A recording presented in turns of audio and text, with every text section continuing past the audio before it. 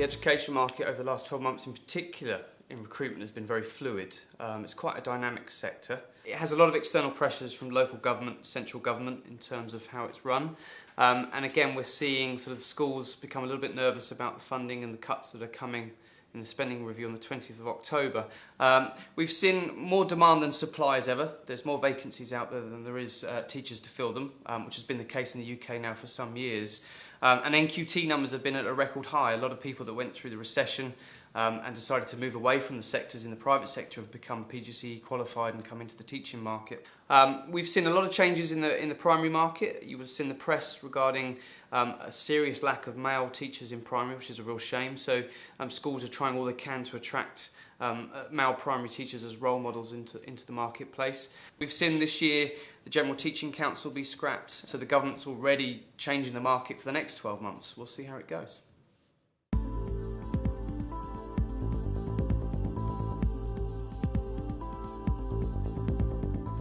The further education sector is about to unfortunately go through some significant cuts in funding, and the 20th of October will be the day that we'll find out exactly what that will transpire to be. The models that we've been running and the models that the FE sector have been running are based on cuts between 25 and 40%.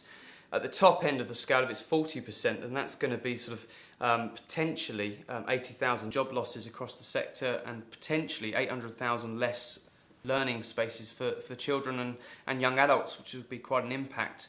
At 25%, I think we're probably looking at around 33,000 job losses across the sector, which again is quite significant because around 55% of that sector are classroom practitioners. There are lecturers and teachers in the classroom.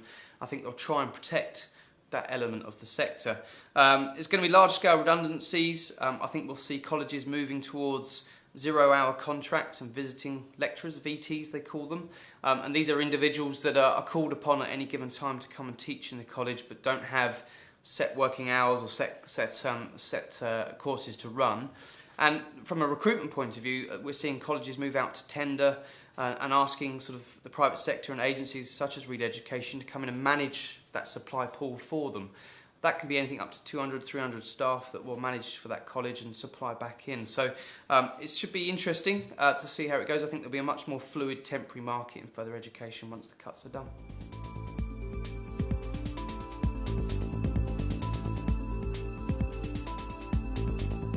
We've seen a lot of changes over the last couple of years in the academy market. It's probably the most interesting part of the education sector currently, and it's very politically driven. The academies can move away from local control, local government control. They can really try some new ideas. They can run different curriculum.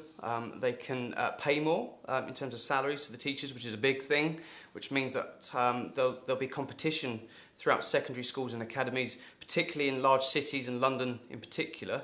I think there'll be a bit of a talent war in terms of making sure that those teachers and the education professionals move towards the academy market because they can pay more. Interestingly, 75% of teachers are very wary of the academy market, but actually I think people really need to embrace it because what we're going to see is schools and academies being very different to the usual standard state-run secondary. They're going to try lots of different ideas, and everything as unusual as actually paying a bonus for being there in attendance. School sickness is still a massive problem, but the likes of these groups with private sector knowledge bringing private sector practice into the employment side of schools. So it's going to be an interesting place to be recruiting for. They're trying methods that or moving away from the traditional methods of just advertising in the newspaper, and they are going out to recruitment process outsourcing. They're using the internet, they're talent pooling, which is really interesting. So we generally find that working with academies is exciting and fresh and new.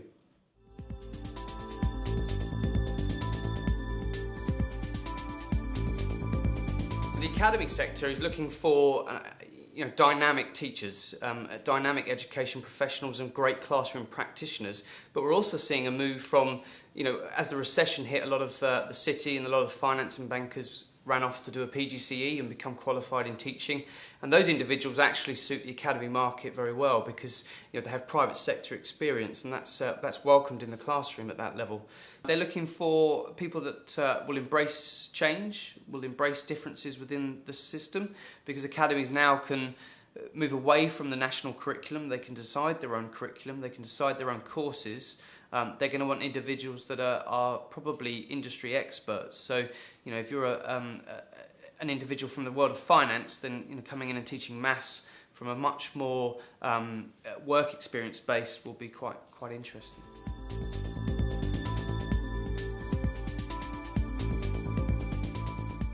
Given that it's a public sector, everyone's holding their breath for the 20th of October. We'll have to see what the spending review's like. You know, I think education will be ring-fenced to a certain extent because I think, you know, ultimately, you know, education is quite vital to the country. I think we'll see a move towards much more fluid temporary market with less permanent recruitment going on.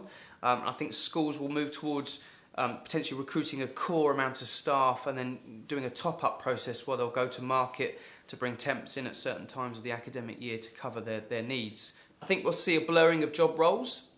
I think business managers and bursars will be doing other duties. And I also think we'll see big changes in the leadership and senior management sector, because we're actually sitting on a bit of a time bomb in that most head teachers are coming to retirement age, and there's not many that are becoming qualified and coming into the market. So I think we'll see a move towards private sector individuals coming in straight into head teacher and principal roles without any education experience at all.